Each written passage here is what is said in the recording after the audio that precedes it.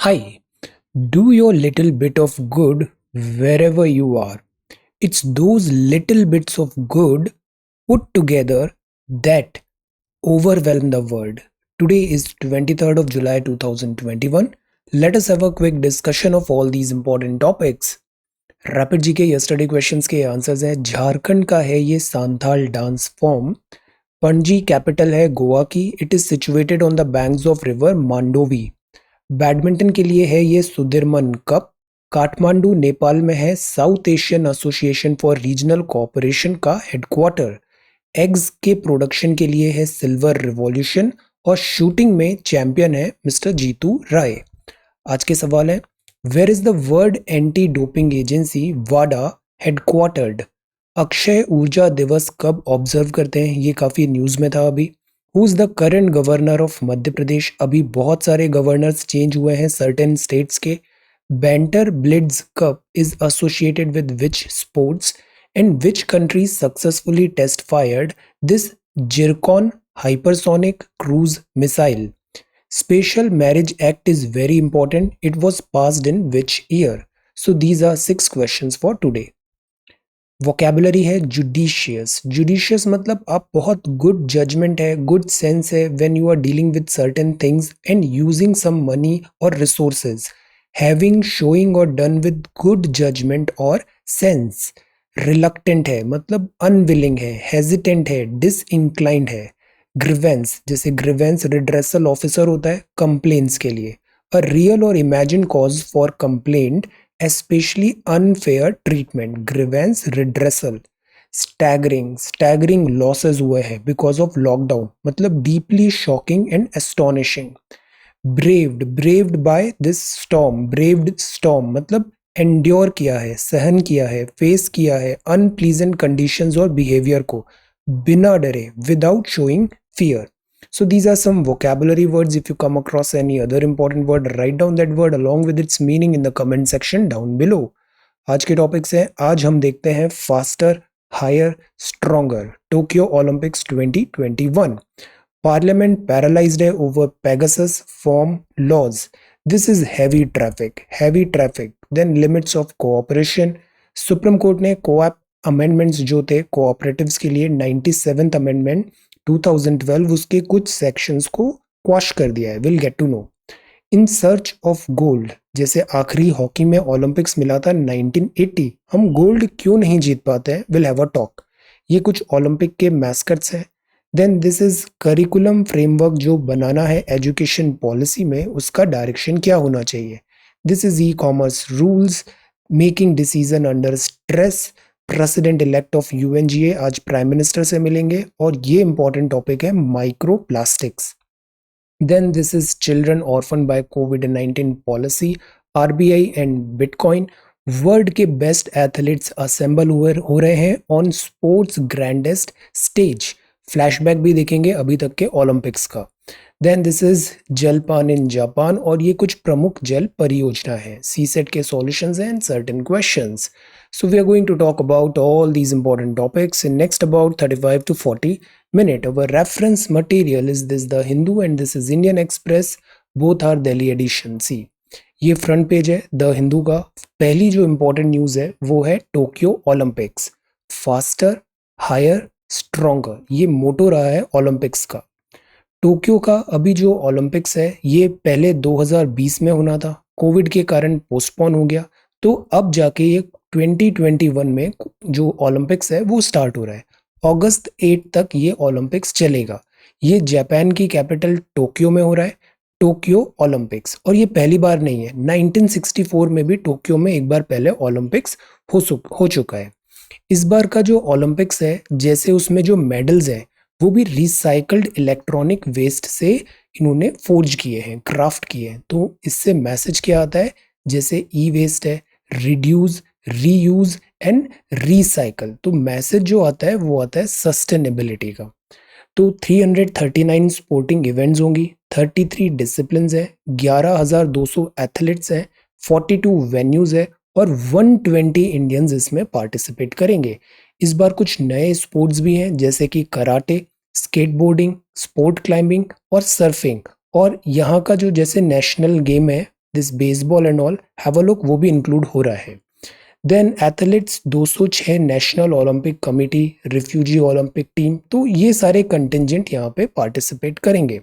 अब जब Olympics start होता है ना, तो उसके पहले ऐसे एक मार्च होता है, तो उसमें Manpreet Singh hockey and Mary Kom boxing, ये फ्लैग बियरर रहेंगे इंडिया के एट ओपनिंग सेरेमनी। और क्लोजिंग सेरेमनी में कौन होगा ये आप बताओ। तो दिस इज ओपनिंग सेरेमनी। अब मैस्केट की बात करते हैं, तो ये यहाँ का मैस्केट है टोक्यो ओलंपिक का। इसका नाम क्या है? मिराई तोवा, ये ऑफिशियल मैस्केट है। अगर हम देखें तो ओलंपिक्स में सबसे ज़्यादा जो गोल्ड जीते हैं वो जीते हैं माइकल फेल्प्स ने। ओलंपिक में 28 मेडल्स जीते हैं, जिसमें 23 तो गोल्ड है, 3 सिल्वर एंड 2 ब्रोंज। हमारे यहाँ से जो शूटर अभिनव बिंद्रा जी हैं, इन्होंने लोन इंडिविजुअल गोल्ड मेडलिस्ट है फ्रॉम चाइना, फ्रॉम इंडिया।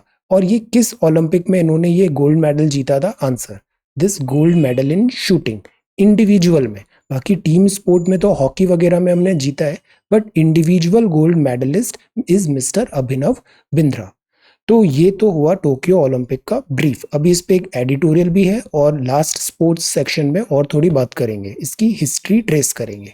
आज का जो बड़ा इंपॉर्टेंट सवाल है, अगर आपको टाइम मिले तो ये ओलंपिक की इवेंट है, इसको वॉच करना। Prepare a note on the Tokyo Olympics, इस ओलंपिक्स के बारे में एक नोट प्रिपेयर करना है। ओलंपिक्स जो होते हैं ना, ये 4-4 साल में होते हैं। तो दिस इज समर ओलंपिक्स, इसके बीच में एक विंटर ओलंपिक्स भी होता है, फिर समर ओलंपिक्स। तो जो समर ओलंपिक्स है ना, ये थोड़े ज़्यादा सिग्निफिकेंट होते हैं।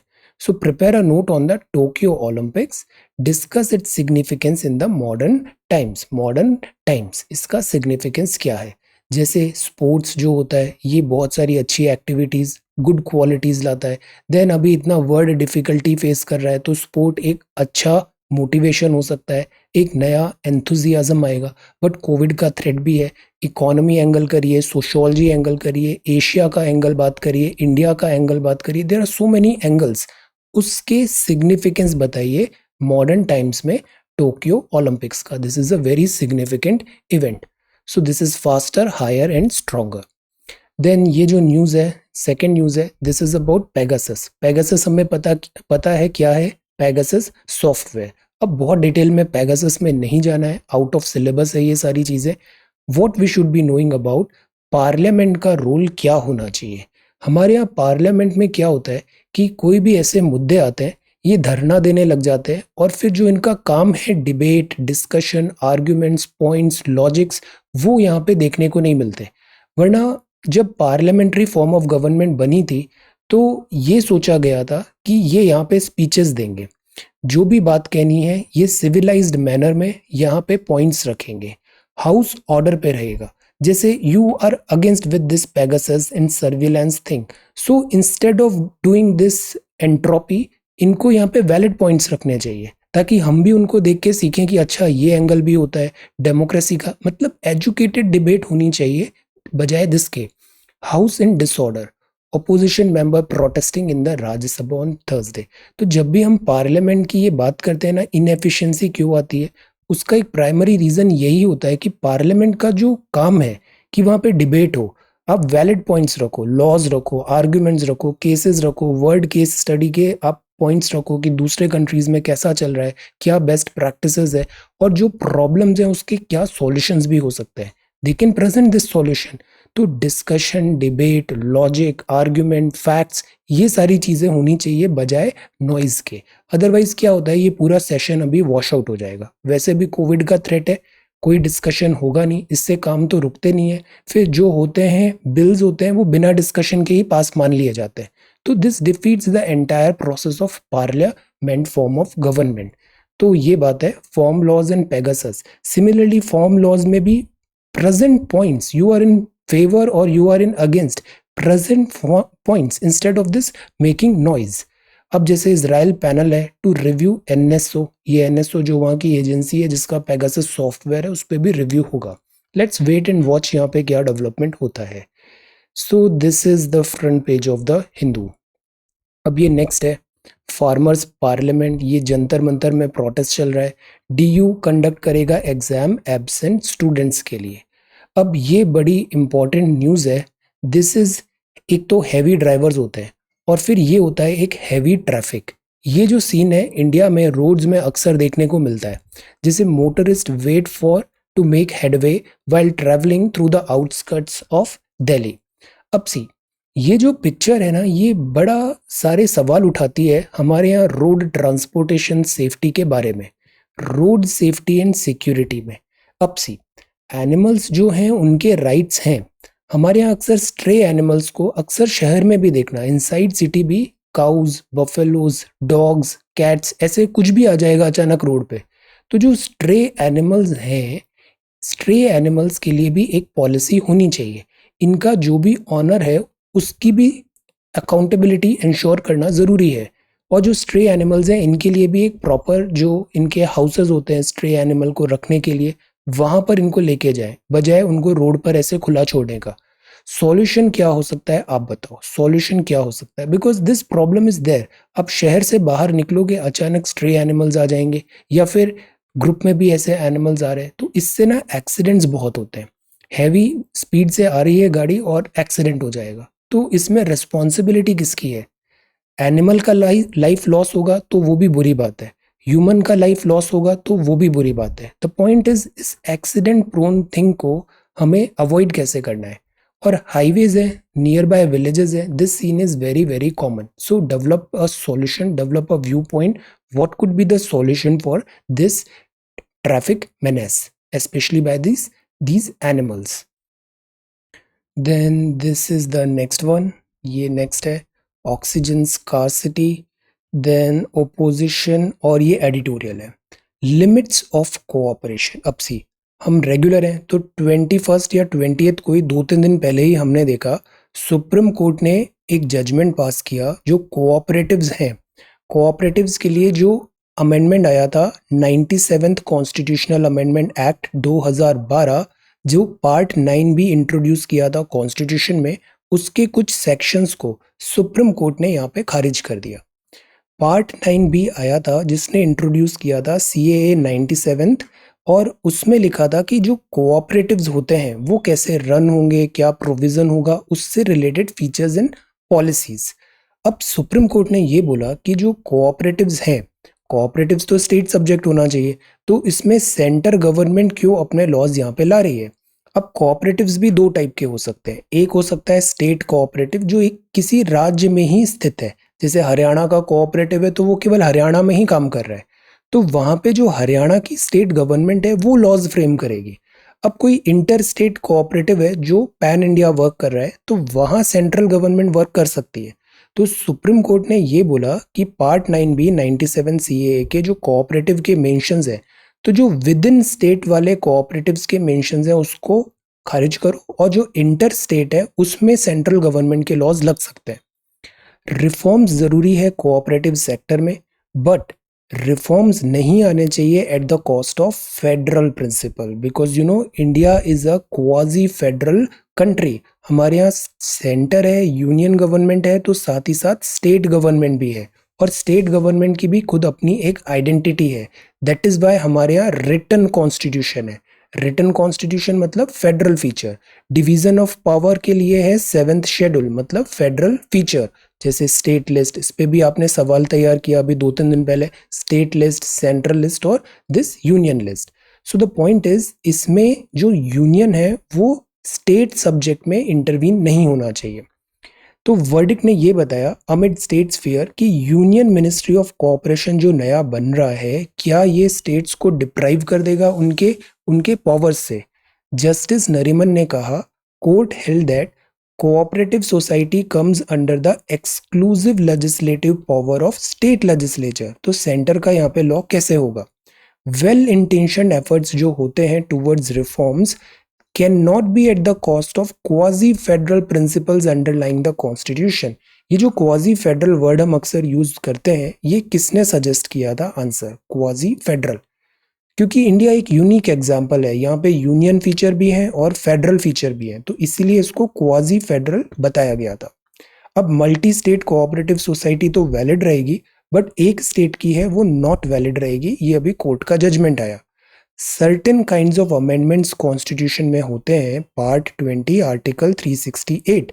तो कॉन्स्टिट्यूशनल अमेंडमेंट जो होते हैं अगर वो उसमें स्टेट की भी बातें लिखी हुई है तो 50% जो स्टेट्स हैं उनसे रेटिफिकेशन ज़रूरी है।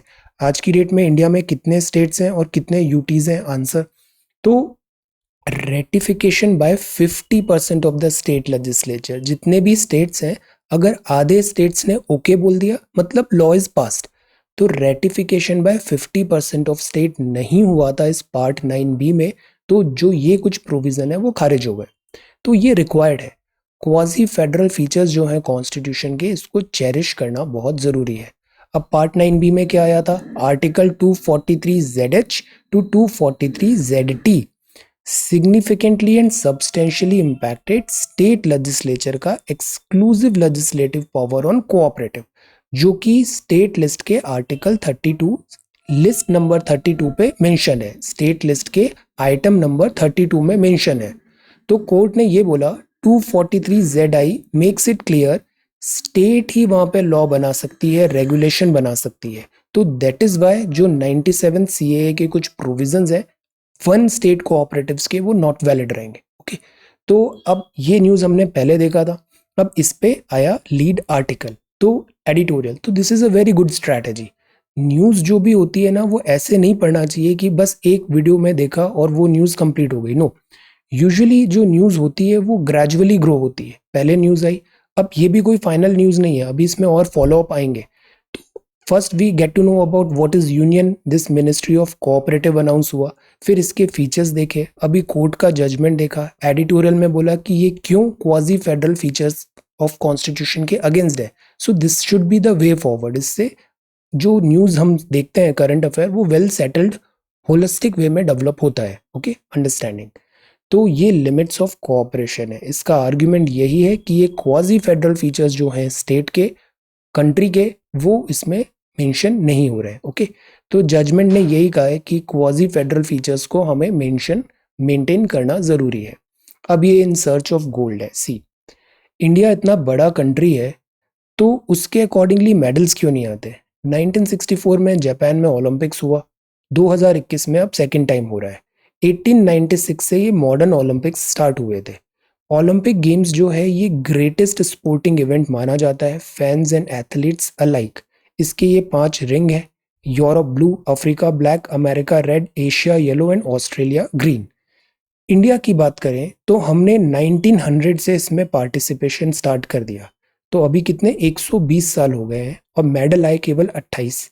Has a mere 28 medals to show despite turning up since 1900।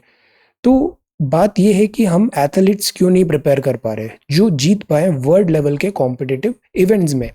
1980 तक हमारा हॉकी बड़ा अच्छा था, ये एटलीस्ट एक मेडल ले आता था, बट अब हॉकी में भी मेडल्स आना बंद हो गए। 1980 के बाद से मेडल नहीं आया। तो बाद में पिछले कुछ 2-4 ओलंपिक से हमने shooting, tennis, badminton, wrestling, boxing, weight lifting में कुछ मेडल्स अर्न किए हैं, बट फिर भी ये बहुत कम है। इंडिया जैसे बड़े कंट्री के लिए ज़्यादा मेडल्स होने चाहिए बजाय दिस मेयर 28। तो सोबरिंग ट्रुथ ये है कि डेमोग्राफिक डिविडेंड जो है हमारा, जिस पे हम बड़े प्राउड करते हैं कि हमारी मेजॉरिटी पॉपुलेशन यंग है, सेकेंड मोस्ट पॉपुलस नेशन है, बट ये कन्वर्ट क्यों नहीं होता है मल्टी इवेंट जाउस्ट में? इस टाइप के जो इवेंट्स होते हैं उसमें हम जीत क्यों नहीं पाते? It is a pointer to the need to improve sports infrastructure. जो स्पोर्ट्स है ना, स्पोर्ट्स में हमें इम्प्रूव करने की ज़रूरत है, ये कल्चर डेवलप करने की ज़रूरत है। जैसे ऑसीज को देखो, ऑसीज टफ खेलते हैं बट ऑसीज बड़ा अच्छा खेलते हैं ऑल स्पोर्ट्स में। ऑस्ट्रेलिया का रिप्रेजेंटेशन इज रियली गुड। तो हमें भी ज़रूरत है हम कल्चर को डेवलप करें, स्पोर्ट्स इंफ्रास्ट्रक्चर को। बचपन से ये नहीं देखें कि स्पोर्ट्स खेल रहा है तो मतलब ये नहीं कर पाएगा। हमारे यहाँ ये चलता है पढ़ोगे लिखोगे तो बनोगे अच्छे, खेलोगे कूदोगे तो नहीं बनोगे अच्छे। तो this mentality needs to be changed. Sports infrastructure पे ध्यान देना ज़रूरी है, तभी हम वर्ल्ड लेवल के इवेंट्स में पार्टिसिपेट कर पाएंगे। अब मैस्केट्स क्या होते हैं? जैसे ओलंपिक का अभी का ये है मेराई टोवा और दिस इज सोमेटी, ये टोक्यो ओलंपिक्स का है। ऐसे ही हर ओलंपिक में एक मैस्केट होता है जो उसको मतलब बताता है कि वो रिप्रेजेंट कर रहा है दैट ओलंपिक को। तो ये टोक्यो का है। इससे पहले ये प्योंग चैंग में हुआ था, ये विंटर ओलंपिक्स थे, प्योंग चैंग। देन ये विनीशियस था, ये रियो ओलंपिक में था। तो देखिए समर ओलंपिक 4-4 साल बाद आ रहे हैं और इनके बीच में आ रहा है विंटर ओलंपिक्स। ओके, ये विंटर है। फिर ये सोची में हुआ था, ये भी विंटर है। फिर ये लंदन 2012, लंदन 2012 तो ये समर था। फिर वैंकूवर में हुआ था विंटर। फिर बीजिंग में हुआ था, ये समर था। फिर इस टाइप से। Okay, so these are Olympics, winter and summer Olympics, और ये उनके मैस्केट्स हैं। ओके, कई बार सवाल डायरेक्टली वन लाइनर आ जाता है कि कौन से ओलंपिक में कौन सा मैस्केट था। यूजुअली ज़्यादा पुराना पूछते नहीं है। अभी के जो भी एग्जाम्स आ रहे हैं उनके लिए ये दो नाम याद रखने, दिस इज मेराई तोवा और दिस इज सोमेटी। ये टोक्यो 2021 के ओलंपिक्स के मैस्केट है। The direction that the NCF needs to take, ये लीड आर्टिकल है।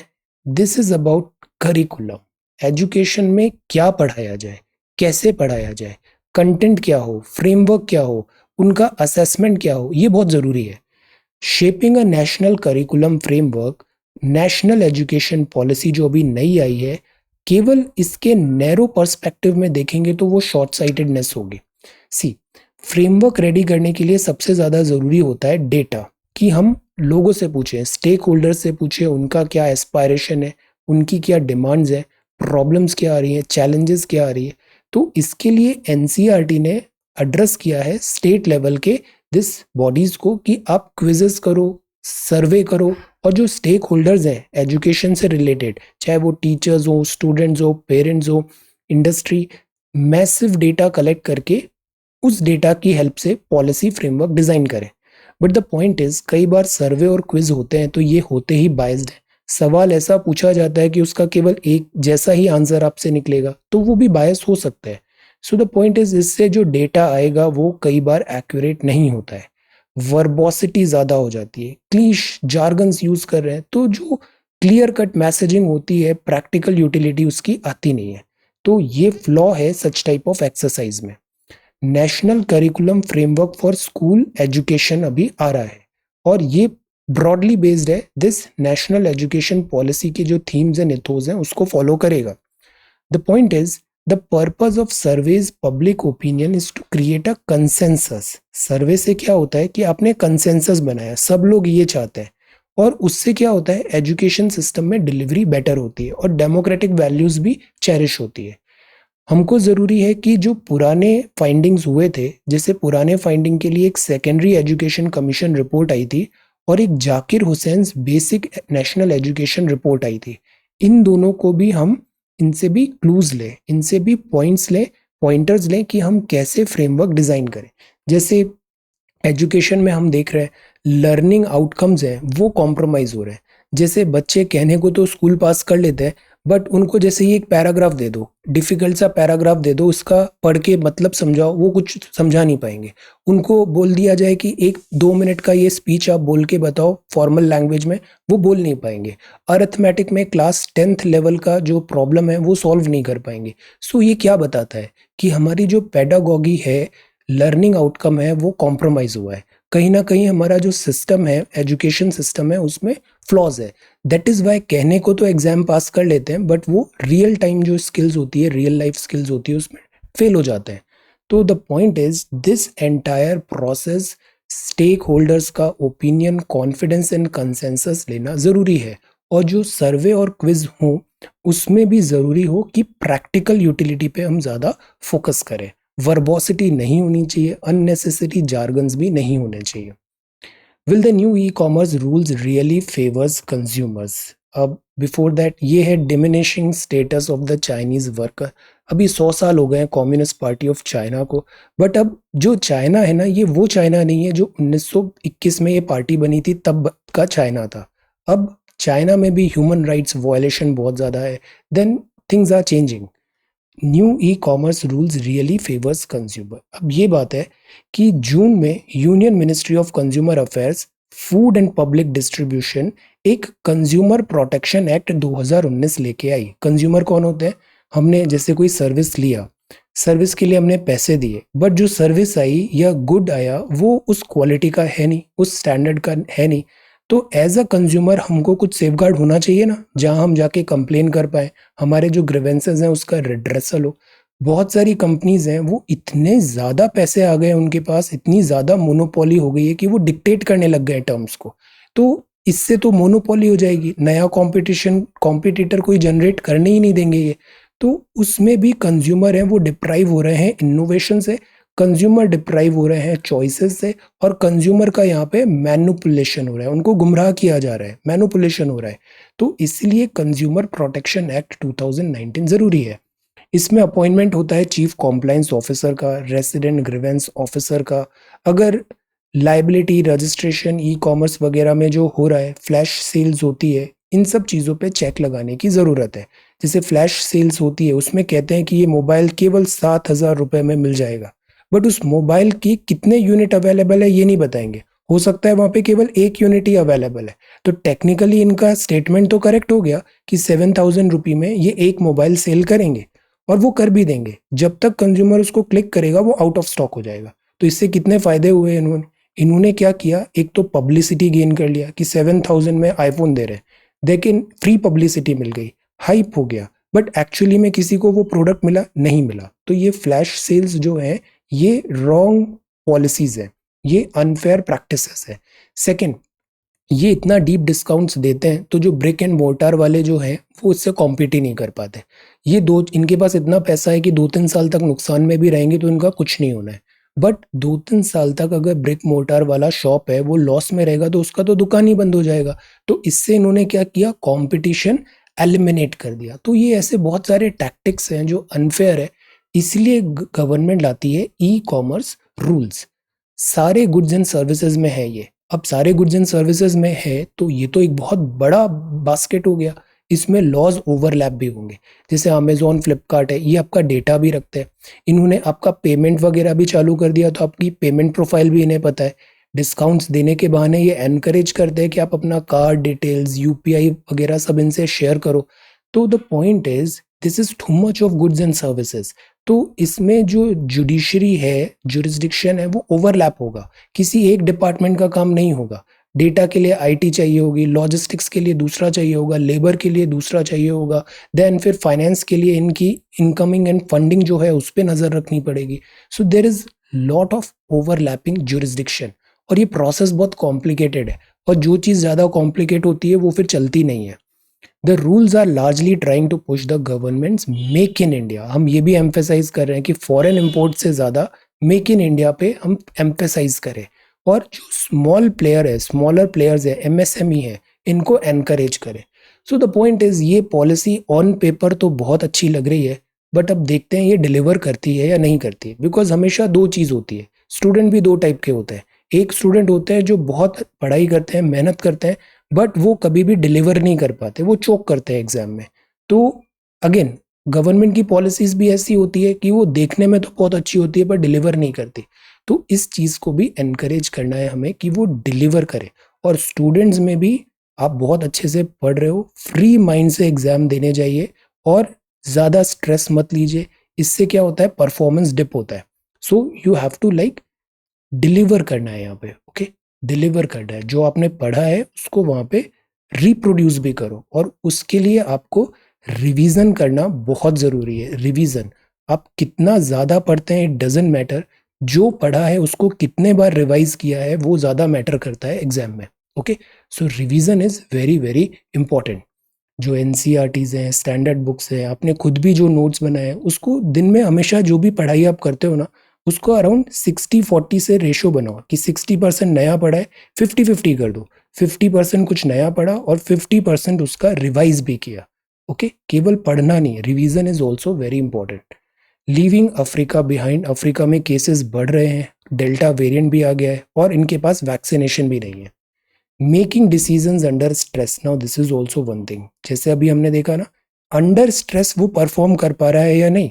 Pandemic has made it more difficult for us to think rationally. Pandemic के कारण डिसरप्शन हर जगह हुआ है, साइकोलॉजिकली, इमोशनली, बॉडी में, everywhere this is under stress. और फिर ये रिफ्लेक्ट भी कर रहा है हमारे वर्क में, थॉट प्रोसेस में, चॉइसेस में। The point is this is the time कि हम एंजाइटी और स्ट्रेस जो है उससे अपने को सेफगार्ड करें। ओके, सेफगार्ड करें। मेकिंग डिसीजंस अंडर स्ट्रेस, ये प्रेसिडेंट इलेक्ट है यूएनजीए के, अभी रिसेंटली इलेक्ट हुए हैं, इनका नाम है मिस्टर अब्दुल्ला शाहिद। अभी ये प्राइम मिनिस्टर से मिलेंगे और डिमांड क्या रहेगा, सिक्योरिटी काउंसिल जो है इसको रिफॉर्म्स लाने की ज़रूरत है। यहाँ जो 5 मेंबर्स हैं ये टू मच ऑफ 1945, आज 2021 आ गया है। यहाँ इंडिया का प्रेजेंट रिप्रेजेंटेशन नहीं है। वाई? इंडिया इतना बड़ा कंट्री है, देन जीडीपी में इतना बड़ा नंबर है, सो मेनी पीपल, बट यहाँ पे सिक्योरिटी काउंसिल में अभी नॉन परमानेंट मेंबर हैं, हम परमानेंट मेंबर नहीं है। तो रिफॉर्म्स आर नेसेसरी। ये अफगान एबडक्शन कर लिया, Afghan and boys daughter in Pakistan. Pakistan is that is why so difficult and nuisance value and entropy ज़्यादा है यहाँ पे। Then this is on the draw, ये कोविड-19 और ये बात है this COVID virus. Analysis by NGO reveals microplastics in Ganga. अब प्लास्टिक्स जो होते हैं ना, प्रॉब्लम ये होती है ये बायोडिग्रेडेबल नहीं होते। मतलब एक बार प्लास्टिक बन गया तो ये मतलब एटर्निटी तक रहेगा अर्थ में, ये अपने आप खराब मतलब डिग्रेड नहीं होगा। तो this cause pollution. Micro plastic क्या होता है कि बड़ी बड़ी प्लास्टिक की बॉटल्स हैं, इक्विपमेंट्स हैं, ये टूट जाते हैं, फ्रेगमेंट्स बन जाते हैं और ये ऐसे छोटे छोटे बन जाते हैं, बट फिर भी ये बायोडिग्रेड नहीं होते। अब बिकॉज ये छोटे हो गए, माइक्रो साइज के हो गए हैं ये, तो ये अब पॉल्यूशन ज़्यादा करते हैं, ये फूड चेन में एंटर करते हैं, ये मैरीन इकोसिस्टम को डिसरप्ट करते हैं। So they are a source of marine pollution. अब सी, ये यूजुअली जो होते हैं वो 5 mm से कम साइज के होते हैं। ये see, where do the oceans microplastics come from? Synthetic textile. जैसे जो कपड़े होते हैं ना, पहले एक टाइम था कि हमारे पास इतने कपड़े होते नहीं थे, ज़रूरत के ही होते थे, बट अब ये कल्चर आ गया है कि जो क्लोथिंग इंडस्ट्री है ना, रोज नए कपड़े पहनना है, और फिर पुराने कपड़ों का क्या होगा? सब जाता है वेस्ट में, और वो वेस्ट होने से सिंथेटिक टेक्सटाइल का भी बहुत ज़्यादा पॉल्यूशन बनता है। Car tyres, city dust, personal care product, plastic के पैलेट्स हैं, रोड मार्किंग, ये सब चीज़ें हैं ना, ये माइक्रो प्लास्टिक्स को जनरेट करते हैं। ये लेस देन 5 mm साइज होता है। तो इंडस्ट्रियल एक्टिविटी, प्लास्टिक हम ऐसे ही फेंक देते हैं कहीं पे भी, तो ये प्लास्टिक क्या होगा? टूटेगा और ऐसे करके माइक्रो प्लास्टिक बन जाएगा। फिशेस में जाएगा, मतलब फूड इकोसिस्टम में आ गया, वापस लौट के ये ह्यूमंस में आएगा, सी बर्ड्स में आएगा, एक्वेटिक लाइफ में आएगा। तो वर्ल्ड में माइक्रो प्लास्टिक का जो मेनेस है वो बहुत बढ़ता जा रहा है। Micro plastics are recognised as major source of marine pollution.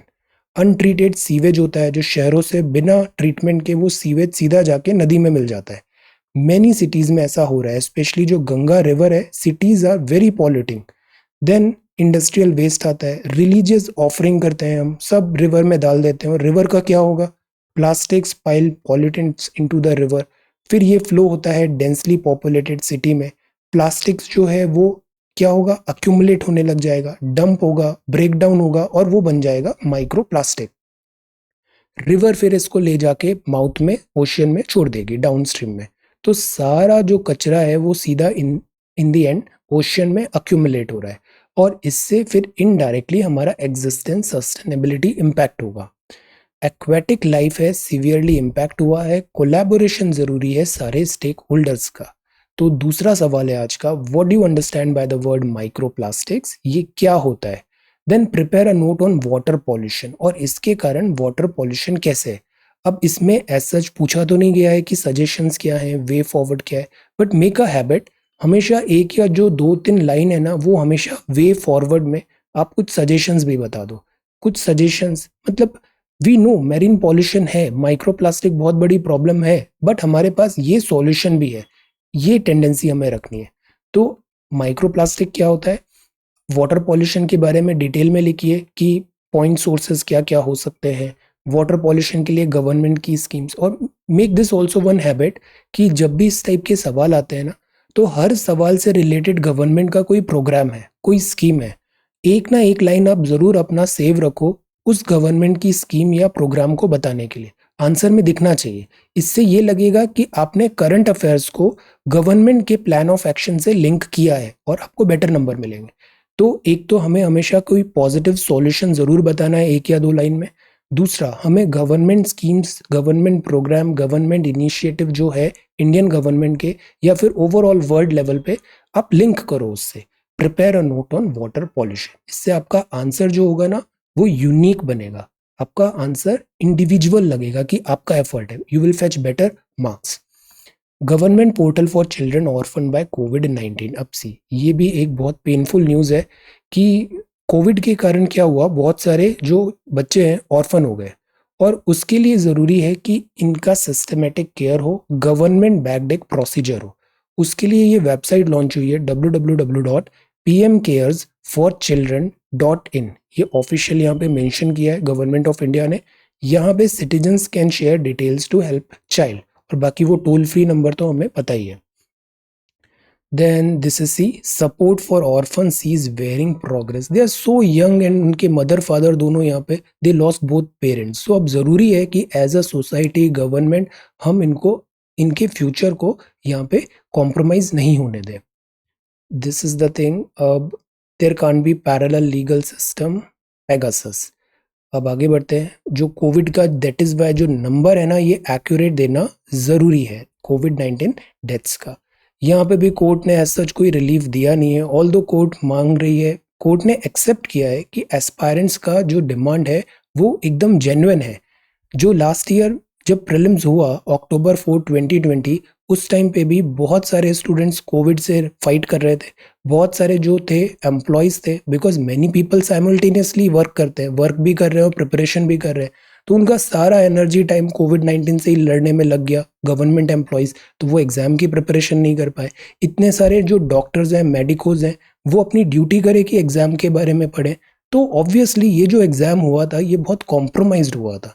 They deserve one another chance. Then this is unlikely content Ladakh. Israel ने कमीशन अपॉइंट किया है एनएसओ में, वो भी अब फाइंडिंग करेगा इसका। मेडागास्कर पीएम दलाई लामा जी। ये एक्सप्रेशन ऑफ इंटरेस्ट जो है ना, वो है स्पेशल फूड प्रोसेसिंग जोन। ये बहुत बड़ा टॉपिक है, food processing zone. Food processing क्या होता है कि सिंपल आपके पास कोई लेमन है ना, लेमन या ऐसा कोई फ्रूट है, उससे आपने जैम बना लिया, जेली बना लिया, कुछ प्रोसेस्ड फूड बना लिया, तो उसका वैल्यू बढ़ गया ना। तो प्रोसेस्ड फूड जो है this should be encouraged. Simple milk है और उससे आपने से बटर बना लिया या ऐसा कुछ प्रोसेसिंग कर दिया, तो उससे उसकी वैल्यू एडिशन होता है, एंटरप्रेन्योरशिप में बेनिफिट मिलता है, और एक्सपोर्ट में भी फिर वो एक्सपोर्ट कॉम्प्लाइंट होगा तो बेटर वैल्यूएशन बेटर मिलता है वहाँ पे। तो हमें एनकरेज करना है फूड प्रोसेसिंग को। रिजर्व बैंक ऑफ इंडिया भी अभी सोच रही है कि ये जो डिजिटल करेंसीज है जैसे बिटकॉइन वगैरह, इनको अलाउ करें या नहीं करें। इनके साथ प्रॉब्लम ये है कि ये सब प्राइवेट ओन्ड है, कम्युनिटी ओन्ड है, कोई भी गवर्नमेंट का इन पे लॉ रूल्स नहीं चलते और इसका मिसयूज होना बहुत ज़्यादा चांसेस है। जैसे एलोन मस्क है, इसका भी कल्ट फॉलोइंग होता है एलोन मस्क का। ये कुछ भी ट्वीट मार देता है। उसके ट्वीट करने से क्या होता है, कई बार करेंसी ऊपर नीचे हो जाती है, पॉजिटिव भी होती है, नेगेटिव भी होती है। सो द पॉइंट इज किसी एक इंडिविजुअल पर्सन के पास इतनी पावर है कि वो पूरा फाइनेंशियल सिस्टम को ऑल्टर कर सकता है, फाइनेंशियल सिस्टम को डिक्टेट कर सकता है। तो वेयर इज दिस अकाउंटेबिलिटी? किसी भी दिन कोई भी जो इंस्टीट्यूशन होता है वो बड़ा होता है किसी भी इंडिविजुअल से, ये हमेशा ध्यान रखना है। Institution is greater than individual. Government जो होती है वो एनी डे बेटर है किसी प्राइवेट कंपनीज में, बिकॉज गवर्नमेंट की अकाउंटेबिलिटी है, इनको हमने चुन के भेजा है। इंस्टीट्यूशन जो है ये बंधे हुए हैं नियम से, बंधे हुए हैं रूल से, ये रेस्पॉन्सिबल है। तो यहाँ गलत होने के चांसेस कम है, और अगर होगा भी तो हम अकाउंटेबिलिटी सेट कर पाएंगे। बट एक इंडिविजुअल पे हम कैसे अकाउंटेबिलिटी सेट करेंगे? So this we all need to understand. Reserve bank of India villain नहीं है यहाँ पे। In fact reserve bank of India is fighting for the interest of all people.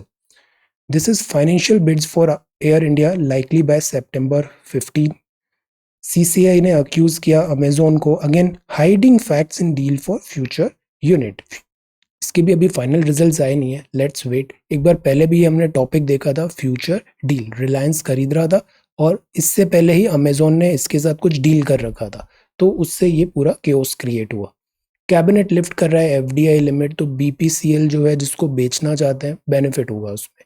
Inflation बहुत अलार्मिंग है। ये अब आता है एथलीट्स। सी वर्ल्ड के बेस्ट एथलीट्स असेंबल हो रहे हैं स्पोर्ट की सबसे बड़ी इवेंट पे। Let us quickly have a look. ये कौन है? इसको हम जानते ही है, this is Novak Djokovic. This is Simone Biles, ये है जिम्नास्टिक। फिर ये टेडी राइनर है जूडो का। फिर ये शेली एथलेटिक्स रनिंग। ये हमारा हीरो है, that is Neeraj Chopra. Javelin में बहुत अच्छे चांसेस हैं कि मेडल मिल सकता है यहाँ पे। Then this is Laurel Hubbard weight lifting. PV Sindhu, again excellent chances हैं कि हमें मेडल मिल सकता है बैडमिंटन में। देन दिस इज स्विमिंग, ये Manu Bhaker, Saurabh Chaudhary, this is for shooting. और ये है दिस स्विमिंग। तो ये जो कुछ है ना अभी प्लेयर्स, ये सारे ध्यान रखने हैं, बिकॉज अभी 2021 है, 1-2 साल के जितने भी एग्जाम्स है ना, सब में ये चीज पूछने वाले हैं, ये जो ओलंपिक का परफॉर्मेंस और इम्पोर्टेंट प्लेयर्स। ऐसे ही इसको भी आप एक बार क्विकली गो थ्रू करना। Flashback a look at the summer Olympic. इसमें बड़े अच्छे से बताया है कि 1896 से समर ओलंपिक स्टार्ट हुए, एथेंस में स्टार्ट हुए थे, फिर पेरिस में हुए, फिर सेंट लुइस में हुए, फिर 1920 इंपॉर्टेंट है, एंटवर्प। यहाँ पे सबसे पहले ओलंपिक फ्लैग आया और एक ओथ आया, ओलंपिक की ओथ होती है, वो 1920 में आया, है ना। तो यहाँ 1920 एंटवर्प इज इम्पॉर्टेंट। फिर इसके बाद पेरिस वगैरह होंगे, बीच में एक आध बार मिस भी होगा because of world war, Olympics नहीं हो पाएंगे, जैसे 1940 नहीं दिख रहा है यहाँ पे, तो ओलंपिक्स बीच में मिस भी हुए, जैसे 1912 के बाद डायरेक्ट 1920 आया, बीच का एक ओलंपिक चला गया। तो दिस इज ओलंपिक्स, ओके। फिर पिछले कुछ 2-4 ओलंपिक्स इंपॉर्टेंट है, जैसे इससे पहले 2016 में रियो में हुआ था, ओके। 2012 में लंदन में हुआ था, 2008 में बीजिंग में हुआ था, 2004 में एथेंस हुआ था, और 2000 में सिडनी में हुआ था। सिडनी में ही कर्णम मल्लेश्वरी। 2004 में शूटर राज्यवर्धन सिंह राठौर ने सिल्वर लिया। बीजिंग में शूटर अभिनव बिंद्रा ने एक यहाँ पे लोन मेडल जीता। 2012 में सुशील कुमार, विजय कुमार, योगेश्वर दत्त, साइना नेहवाल, गगन नारंग, मैरी कॉम, अब परफॉर्मेंस बेटर होता जा रहा है हमारा, ओके। देन 2016 में रियो हुआ, और अब 2020 होना था, जो है 2021। तो एक बार आप इसको क्विकली देखना पूरा, flashback a look at the summer Olympic, this is important. जलपान इन जापान, और अगेन ओलंपिक। सी जोकोविक भी अभी गोल्डन स्लैम मार सकता है, इसने पहले 3 तो जीत ही लिए, बस यूएस ओपन बचा हुआ है, और इस बार ओलंपिक्स भी है, तो सी 5 मेजर टूर्नामेंट्स जीतेगा, अगर जीत गया तो अगेन गुड। तो this is Indian express, this is infra build करना है हमें ओरिजिनल। ये है द रिकवरी गेम्स, ओलंपिक की बात है यहाँ पे। समरी रेस्पॉन्स, पार्लियामेंट में डिबेट हो, डिस्कशन हो, पॉइंट्स करें, ताकि हमको भी कुछ देख के सीखने को मिले इन पार्लियामेंटेरियन से, बजाय they are creating noise and all. The us in Pegasus, e commerce के लिए नेक्स्ट स्टेप क्या लें हम, बिकॉज अब कोविड भी है, तो शॉपिंग भी जैसे है वो डिजिटल अब ज़्यादा हो रही है। Listen a little longer. Then this is about India will work with G20 for health of planet. Flood alert है तेलंगाना में, डिस्ट्रिक्ट जुडिशरी कार्डिनल है, इंडिपेंडेंस ऑफ डिस्ट्रिक्ट जुडिशरी। ये क्या है, ये बसेस हैं, और ये पूरी डूब गई because of flood. Then LIC का IPO आ रहा है, अजिथ्रोमाइसिन। सर्विलांस इन इंडिया के लॉज कौन कौन से हैं, एक तो टेलीग्राफ एक्ट आया था 1885। फिर सुप्रीम कोर्ट ने बोला कि ये जो एक्ट्स हैं इसमें एक गवर्नमेंट बैकिंग, पार्लियामेंट्री बैकिंग होना जरूरी है, debate and discussion. IT act 2000 बहुत इंपॉर्टेंट है, सेक्शन 29 है, procedure for safeguard of interception, phone tapping, monitoring and decryption of information rules 2009 आए। फिर IT एक्ट 2000। तो इसमें भी अभी गैप्स हैं जिसको एड्रेस करना है। This is Macron, half of Afghan district अभी अब चली गई है तालिबान के पास। WHO प्लान, कोविड वायरस का ओरिजिन प्रोब होना चाहिए। देन हांगकांग का क्रैकडाउन है। चिल्ड्रंस की बुक्स ही चेंज कर दो तो बच्चों को वही चीज़ पढ़ाने में आएगी जो गवर्नमेंट चाहती है। इससे यहाँ पे again they are trying to change history. ये जस्टिस श्री कृष्णा कमेटी है, टेलीग्राम पे आप सर्च करो, एक बड़ा अच्छा PDF मिलेगा, Shri Krishna data protection law would have held government to account, data privacy. Then this is Indian consumers हैं, RBI ने कहा digital currency pilot in retail wholesale segments, let us see. FDI limit बढ़ रही है BPCL में। तो ये था इंडियन एक्सप्रेस। अब आते हैं हिंदी में, तो हिंदी में हम आज देखते हैं ये जो जल परियोजना है ना, ये कुछ इंपॉर्टेंट स्कीम्स है। कई बार हमको ना आंसर लिखते हैं ना, तो रियल टाइम में एग्जाम एटमॉस्फेयर में टाइम मिलता नहीं है कि हम उसको प्रॉपरली एग्जाम में आंसर फ्रेम कर रहे हैं, इंट्रो लिख रहे हैं, दिस एंड ऑल। उस केस में आपको क्या करना चाहिए, सीधा पॉइंटर्स लिखना चालू कर दो। कि जैसे आपको लिखा जल परियोजना से रिलेटेड है, आपको ये कीवर्ड्स पता है ना, इनके बारे में डिटेल नहीं बताइए, बट एटलीस्ट अगर आप कीवर्ड्स भी लिख दोगे ना तो आपको कुछ अच्छे नंबर मिल जाएंगे। जैसे जल जीवन मिशन, आपको डिटेल्स नहीं पता है बट आपने लिख दिया जल जीवन मिशन। ड्रिप क्या है, डैम से रिलेटेड पुनर्वास सुधार परियोजना है। नमामि गंगे, आप पेपर में लिख दो नमामि गंगे परियोजना। This is about river interlinking. फिर ये अमृत प्रोग्राम है, राष्ट्रीय जल विज्ञान कार्यक्रम है, कृषि सिंचाई योजना है, ये मानचित्र और प्रबंधन कार्यक्रम है, नदी बेसिन प्रबंधन है, अटल भूजल योजना, ये बहुत इंपॉर्टेंट है, राष्ट्रीय जल मिशन भी बहुत इंपॉर्टेंट है। तो आपने अपने आंसर में ये जितने कीवर्ड्स हैं इसके अगर 5-7 कीवर्ड्स भी लिख दिए ना तो इंप्रेशन बेटर होगा and you will fetch better marks, because इससे ये लगता है कि आपने जो आंसर लिखा है वो इन सिंक है गवर्नमेंट एफर्ट्स टुवर्ड्स दिस जल परियोजना है। Okay, so do this thing. ये सी सेट है, बड़ा आसान था। रूट 41 यहाँ पे डायगनल दिया हुआ है, तो डायगनल क्या होता है, लेंथ और ब्रेथ का स्क्वायर दिस, तो एल स्क्वायर बी स्क्वायर 41 हो गया। और गिवन क्या है, एरिया इतना है, एरिया एल इंटू बी होता है, लेंथ इंटू ब्रेथ 20 दिया हुआ है। एल प्लस बी का स्क्वायर कर देंगे तो ये भी आ गया और ये भी आ गया, तो इससे एल प्लस बी 9 आ जाएगा। तो पैरामीटर क्या होता है, twice of length plus breadth that is 18। ये भी इजी है। पैरेललोग्राम है, पैरेललोग्राम मतलब इसका एरिया निकालना है, तो area twice of this one triangle ABC का ट्वाइस कर दोगे तो वो टोटल एरिया आ जाएगा। तो एरिया ऑफ ट्राइंगल एबीसी निकाल लेते हैं, उसका डबल करेंगे तो पैरेललोग्राम का एरिया आ जाएगा। ए इतना है, बी इतना है, सी इतना है, तो हेरोस फॉर्मूला लगाओ 1/2 30 14 दिस हाफ पैरामीटर 42 आया। Then S, S minus A, S minus B, S minus C, this is area. तो एरिया ऑफ ट्राइंगल आ गया 168 स्क्वायर मीटर, इसका डबल करो पैरेललोग्राम आ जाएगा। डायमीटर क्या होती है, शॉर्टेस्ट साइड ऑफ रेक्टेंगल है ना, जो आपने यहाँ पे एक रेक्टेंगल में यहाँ पे ऐसे करके सर्कल बनाया, तो जो शॉर्टेस्ट साइड है रेक्टेंगल की वो डायमीटर ऑफ सर्कल हो जाएगी। तो that is diameter upon 2, 14/2, radius 7, pi r square is area 154। If the diagonal of rectangle is 17 centimetre long, perimeter 46 centimetre है, तो एरिया ऑफ रेक्टेंगल क्या होगा, quick easy. Ratio between parameter and breadth of rectangle 5:1 है। Area of rectangle 216 है, तो what is the length of the rectangle, easy. Then a tank is 25 metre long, 12 metre wide, 6 metre deep.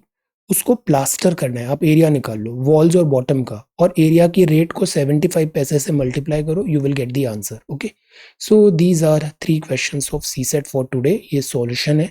इन परियोजनाओं के नाम जरूर याद रखिए, आज इसको अच्छे से देखिएगा। Flashback of Olympics, then this is government portal, microplastic में सवाल तैयार करिए, consumers, this is Olympic again, read about Olympics, आज अच्छे से इसको प्रिपेयर करिए। Okay, so this is 23rd of July 2021. Thank you so much for watching this video. Take care, study well and be safe.